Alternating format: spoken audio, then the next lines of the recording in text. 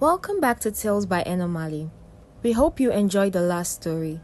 Meanwhile, today's story is one you wouldn't want to miss out on, so sit tight and enjoy the reading. Mr. Olotun Adams, once the village's overlooked herbalist boy, had a heart as big as his ambition. Born into poverty, Olotun couldn't afford university like the others. He stayed with his uncle, Mr. Adaoga Adechi, the herbalist who taught him the secrets of healing through herbs. Olotun excelled, curing the sick with a humble touch. But despite his skill, the village maidens saw only a bush herbalist boy. They mocked him, scoffing at the thought of falling for a herbalist. Then came the turning point. One afternoon, a man bitten by a deadly snake was rushed to Olotun. With skillful hands, Olotun saved his life. Among the onlookers were explorers, Africans and Westerners, who marveled at his gift. They offered him money as thanks, but he refused, firmly believing healing was not a transaction. That selfless act did not go unnoticed. A year later, those same explorers returned with an offer, an opportunity for Olotun to improve on his gifted skill by studying abroad and becoming a pharmacist. Olotun accepted, and 5 years later, he came back to Ede. But this was not the same Olotun. He had transformed, poor boy to a wealthy man. Olotun wasn't just a herbalist anymore, but a pharmacist. The village was in awe of him. Pharmaceutical companies and medical experts began visiting the once sleepy village, and Ede became a hub of innovation. The youths were trained on medicinal values in herbs.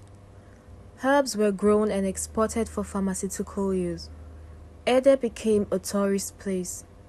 In no time, the economy of Ede village became booming. The maidens who once mocked him now swarmed around him like bees to honey. They tried everything, cooking, cleaning, even fighting over him. But Olotun was indifferent. His heart had changed. Then came the twist. One morning, Ada, a maiden who had been particularly persistent in trying to gain his attention, arrived at his house with a basket of fruits. She knocked, expecting the usual polite greeting. But when the door opened, she was met with a shocking sight. A beautiful pregnant white woman smiling back at her. "Who is it, honey? Who is it, honey?" came Olotun's voice from inside. Ada froze, her eyes wide in disbelief. The basket of fruit slipped from her hands, crashing to the ground. She slumped immediately. Grace, another maiden who had been pretending to sweep nearby just to gain Olotun's trust, gasped in shock. "Adane!" she shouted, running off to spread the gossip. Olotun married an Oyibo woman. The village erupted. The maidens, heartbroken and furious, stormed the king's palace, demanding answers. How could Olotun, their Olotun, humiliate them by marrying a foreign woman? What had they done wrong?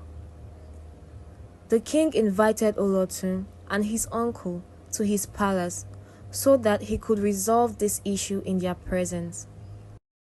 Looking at the fuming maidens, the king spoke with authority. "Daughters of Ede, this man was in your midst for years, and you mocked him. This woman, however, saw his worth and nurtured it. Now you see him shining, but can you reap where you did not sow?" Realizing the truth in the king's words, the maidens left, heads hung in defeat, realizing they had let something truly special slip through their fingers.